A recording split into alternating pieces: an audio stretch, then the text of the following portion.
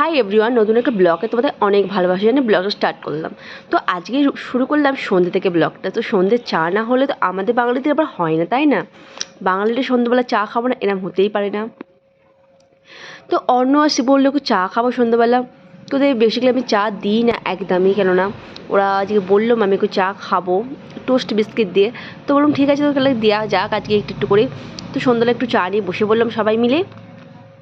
তার সাথে আছে আজকে সন্ধেবেলার স্পেশাল স্ন্যাক্স মেনু। তো দেখতে পাচ্ছ বর নিয়ে চলে এসেছিলো আমাদের মোমোস আর চাউমিন, যেটা আমার কিন্তু খুবই ফেভারিট। তোমাদের কার কার ফেভারিট কিন্তু কমেন্ট করে জানতে ভুলবে না। মোমো তো এমন কোনো বাঙালি নেই, এমন কোনো মানুষ নেই যে মোমো খেতে পছন্দ করে না। তো এটা ছিল পানির মোমো। তো এই মোমোর মধ্যে আমি একটা মোমো পাইনি, সবটাই অন্য খেয়ে নিয়েছে। তো আমি চাউমিনটা খেয়েছিলাম, তো দারুণ ছিল খেতে। তারপর এখানে বর নিয়ে চলে এসেছিলো দুটো গাছগুলো এত সুন্দর আমাকে লাগছিলো না, জাস্ট বলা যাবে না। বরকে আমিই বলেছিলাম যে দুটো গাছ তুমি নিয়ে আসবে, তো বর গেছিলো একটু বাইরে, তো নিয়ে এসেছি। তো কীরকম যে প্লিজ আমাকে কিন্তু কমেন্ট করতে ভুলো না। আমার কিন্তু গাছ কিন্তু আমার খুব ভালো লাগে, গাছ হচ্ছে আমার কিন্তু খুব একটা প্রিয় জিনিস।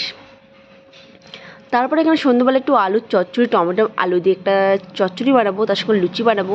তো সন্ধ্যেবেলা ছেলের আবদার যে লুচি খাবে, তো ছেলে লুচি খেতে কিন্তু খুবই পছন্দ করে।